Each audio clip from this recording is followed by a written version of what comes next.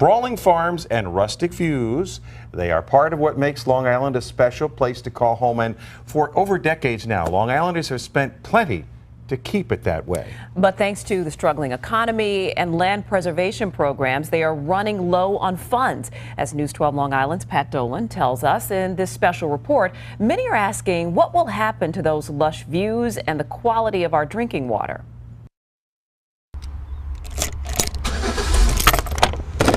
It's a short ride from anywhere on Long Island to a serene world of vineyards, farms, and untouched fields. Breathe in the air, take in the winds, and have a great time. But how much more of this will become this? I am very concerned about it. I don't like the big, ugly homes. I think it's creeping up on us a little bit. Despite a major construction slowdown, environmentalists warn Long Island is still losing ground in the race to save open space. About 65,000 acres are left. A coalition of groups has been urging local government to buy or otherwise preserve about half that land by the end of the decade. But the actual number of acres saved each year is falling way behind. Bad news, say environmental groups, since open space protects underground drinking water and drives the island's multi-billion-dollar tourist industry. People come to pick pumpkins, they come to visit our farm stands, they come to hike in the wilderness areas that we have here. But Suffolk is running low on cash to keep itself green.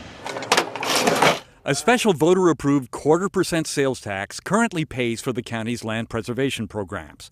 But the sour economy has taken a big bite out of that income. And there's another snag. A referendum 5 years ago enabled Suffolk to borrow money for land preservation and pay it back with future income from the sales tax. That allowed the county to buy up land up front, taking advantage of the soft real estate market.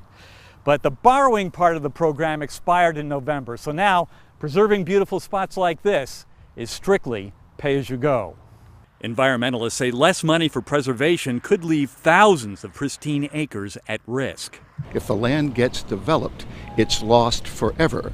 Dick Amper of the Long Island Pine Barrens Society wants the county legislature to make open space a much higher priority. In tough economic times, you have to figure out what needs to stop temporarily and what needs to get put off. You can't put off land preservation because it's not there to go back to. But the county budget is running a potential $500 million deficit. Legislator Tom Silmy supports what the county is currently doing to save open space, but says voters are in no mood to do more. By and large, the outcry from my constituents is about taxes. They're worried about how to pay their mortgage bill, how to send their kids to college. Meanwhile, the clock is ticking. Planners say in another decade or so, almost all of the county's open space will be spoken for, either preserved forever or committed to development. Pat Dolan, News 12, Long Island. Well, 5 East End towns also have open space programs. Those are paid for by 2% tax on real estate deals. But even with help from the towns, environmentalists say land preservation goals are going to be tough to achieve. If you would like to see more Pat's interviews and more video from Chopper 12, just go to channel 612, click on IO Extra.